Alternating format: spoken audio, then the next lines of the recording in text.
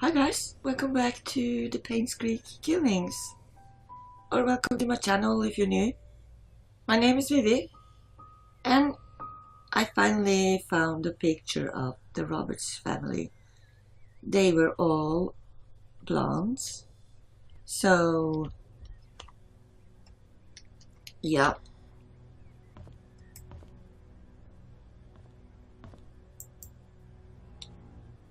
Definitely not the dark-haired beauty we found the photo of in Moss's car.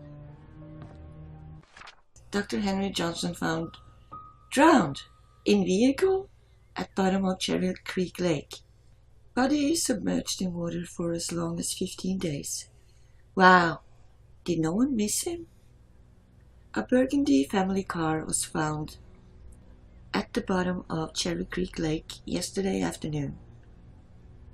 A swimmer who chose to be anonymous, of course, said he was diving in the lake when he saw what appeared to be a white car glittering at the bottom of the lake. Wait, so they said they were pulling up a burgundy family car, and then the swimmer said he thought he'd seen a white car?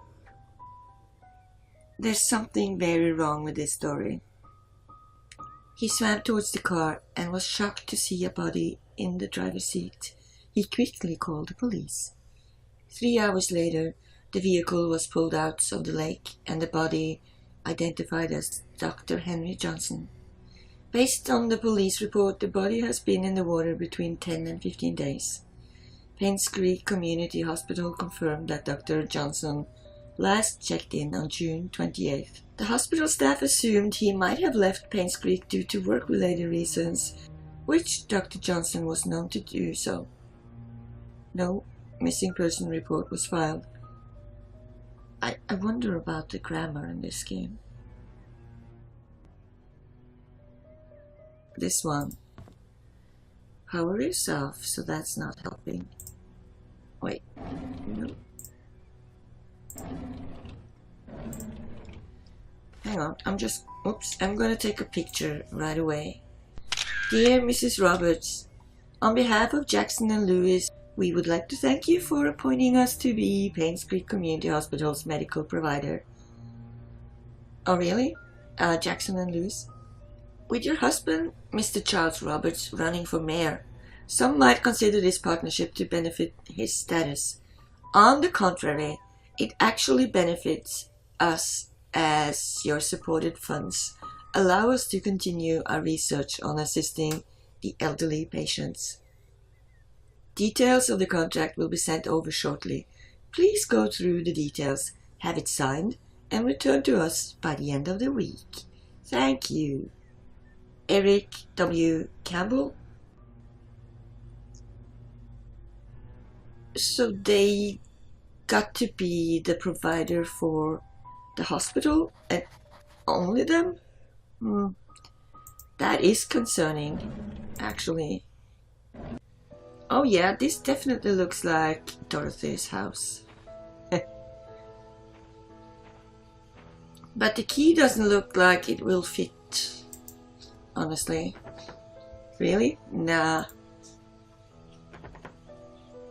That's what I thought. It's an old key. Wait, nothing, just shadows.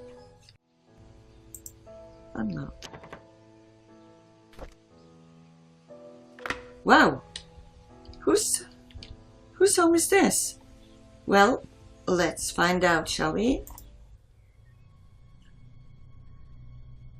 Well, for once, there's a house that looks like it was sort of cleaned up, or, well, maybe not completely. Anything? No. Why would you leave a couple of books like that? It doesn't really make sense. Here's the living room. Did we have a hunter living here? Oh wow. Knives. This is empty. Yes, I noticed the knife is missing. And why, game? Did you have to tell me? Now I get nervous. Yeah, so you can just take an axe if you want. Yeah. It made me nervous. It's just silly. Wait. Should I take a picture? There's one behind the door as well. Oh wait. It's locked. Wait, are there drawers here?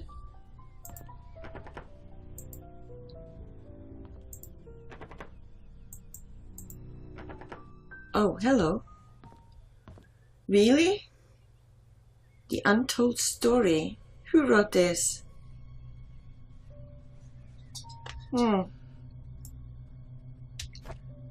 Oh, it's not showing. There. Vivian Roberts is well known for her success as a businesswoman in the 20th century. What most people did not know was that her seemingly overnight success was a 30 years journey that defied everything that she was told to believe in. Vivian was the first and only person in her family to graduate college. By her mid-20s, she left a highly paid job to start a controversial company. What company? She then met her current husband, Charles Roberts, with whom she dedicated her life with, helped transformed the Roberts family businesses, and supported him during his mayoral election in the mid-70s. Oh yeah, that's right, I forgot he was mayor. She also started the Roberts Relief Foundation for the poor and initiated medical research programs for the sick, which resulted in Painscreek Community Hospital becoming one of the best rehab centers for the elderly in the nation. Rehab for elderly? This is the story of a young woman who came from a humble beginning and became the most respected and loved person in the town of Painscreek. So, when people do this, it's more often than not personal. They've had an experience, like, I mean, people losing a parent to cancer. Some will go become a doctor, right? So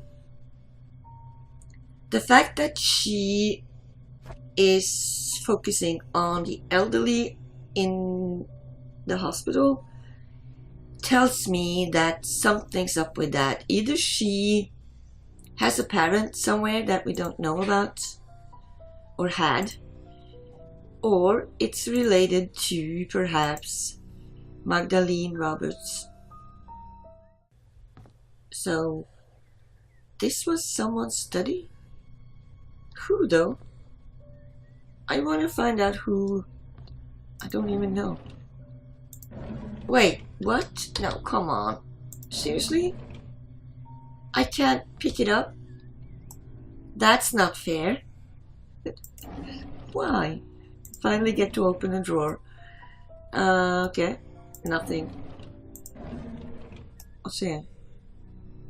Again, nothing. Wow. Yeah, you're boring. People, you're boring. I mean, seriously, no gossip? Nothing? So, that tells you something about a person. AOL password? Oh, really? Study room lock desk hint. Subtract the yellow dots points from the red dots total. Ah. Seriously? Aunt Cecilia's apartment code. 447206. There's so much information to... do we need it in this house right this instant? Well, it's there, so I can go back and have a look. Oh, Bernard Hopkins. Hopkins? I thought it was Hopkins, but fine. Wait, oh come on. 94. 2 weeks ago, Scott came to me and asked about Sophia. I was surprised he knew about someone who used to work here 20 years ago. I told him she was a mansion maid for a few years, but had left Painscreek. Today, I reported it to Vivian. Why would you... Why? A simple question? That's suspicious. She asked if Scott said anything else. I could see she felt uneasy. She then told me to keep an eye on him. I find all this very unsettling. Wow, really? So you get... What? Why is Sophia such a threat to you, Vivian? She's dead. Derek doesn't seem too willing to drive for Vivian. I don't think a 5-day trip is too long. Charles often had trips longer than that, and Derek have never seemed to mind. Now that I think about it, Derek is unusually quiet when Vivian is around. He doesn't even look at her. It's like he's avoiding her. I wonder why. Yeah. So, I noticed the note, the threat to Vivian was with E's that were warped or misplaced. So I went back into Derek's house and checked, but those E's were where they should be, and but the W had a bit of a displacement, and when I looked at the note, the W seemed to have a bit of a displacement there as well. So I'm not sure what's going on, but it's definitely not the same typewriter. I noticed Vivian getting increasingly paranoid whenever she sees Scott, to the point of being upset by his presence. Really? She asked Charles to have someone replace Scott, but Charles kept him. He likes the boy. Maybe those hunting trips really bonded them. It's Dad's death anniversary today. I can't believe it's already been more than 2 decades. I visited his grave in the morning. His tombstone is full of fallen leaves. Looks like autumn has started. Mom's tombstone is covered with leaves too. I read today's newspaper and updated him on the things that happened here recently. As I sat there talking, I wondered if he could hear me. Would I spend the rest of my life serving Charles and Vivian until I die? What will people remember me for? I saw Scott and Trisha today. They looked happy. I almost envy them. I think my chance at ever having a relationship with someone is over. What would my life be if I had accepted Angela? I don't think we will be happy. She isn't my type. Who's my type then? It's Vivian. Right.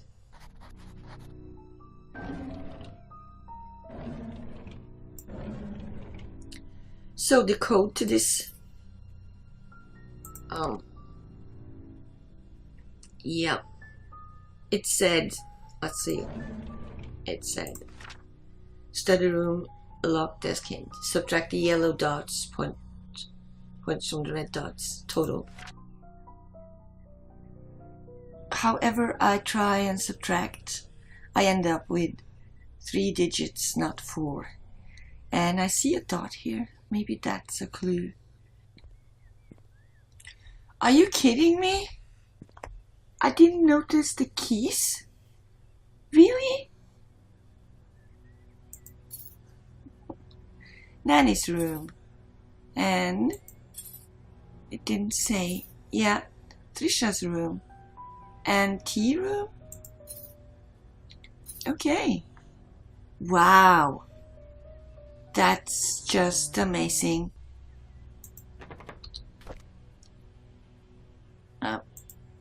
It doesn't say which one is this one. Nope. There. This is Trisha's room, is it? Yeah, I think it is. What's here though?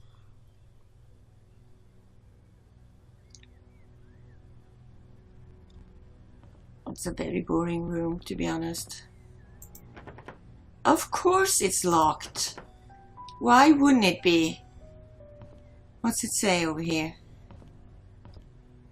Trisha requested that all her books be brought to her room in the hospital.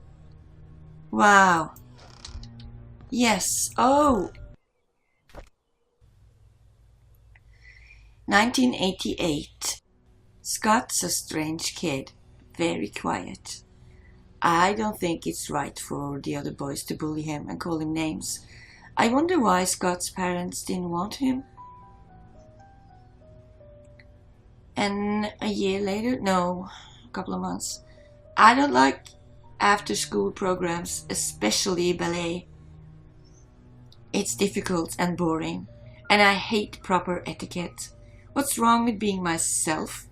I don't need to be like Mom. Oh, really? And almost a year, or at least 3/4 of a year. I haven't seen Dad for a while. I wonder when he'd be back. Every time I entered the study room, I could smell his tobacco smell. It reminded me of him. I miss Dad. Mom's always working. She's so busy with other people that she has no time for me. Study room code 44871. Interesting. Why would she have that one? Sometimes I wonder if Mom loves me. Maybe I should call Dorothy Mommy instead. Aw, that's so sad. So Dorothy is more of a mother figure to her than her own mom. That's sad. But that didn't really... Well, actually we got the code though. So that's good. What's that? Of course. Wait. No, that's not it. I don't have that key. Because this is for the cabin. Yeah. Just trying. Oh, wait a second. Can I wind it up? No. This... It looks so depressing. What's going on with the bed, honestly? Seriously? Is that supposed to look like mold, or is it just a graphics glitch? Let's see. Another diary. I'm so happy they all love diaries. There's a newly hired maid named Sophia. Uh-huh. I think Matthew recommended her, saying that she's his cousin. Oh, really? She's very pretty and has very good manners. She's a quick learner too, and does whatever she's being told. She's also very curious, asking a lot about what she should do, how she should act when Charles and Vivian are present, and how to be a good servant. I like her already. The guys delivering food to the mansion were gawking at Sophia, as if they've never seen a pretty girl before. I had to ask Sophia to go back into the house, otherwise someone might have funny ideas. Really?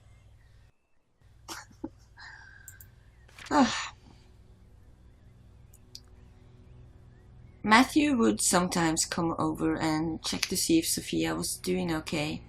I would tell him he's worrying too much and that Sophia is being loved by us all. Matthew seemed pleased. If I didn't know better, I'd have thought Matthew liked her. Yeah. Seems like... Well, he's a priest, right? But is he a priest in 73? We don't know. It rained heavily today. Sophia and I were having our tea break when she asked me, "What does it feel to be loved?" I said, "Well, it's like the feeling you get when you are with your parents." She was quiet for a moment and then replied, "It's hard for me to imagine because I don't have parents." I didn't know what to say to her at that time, but after the break was over, I decided to make effort to care for her more. So, was she an orphan too?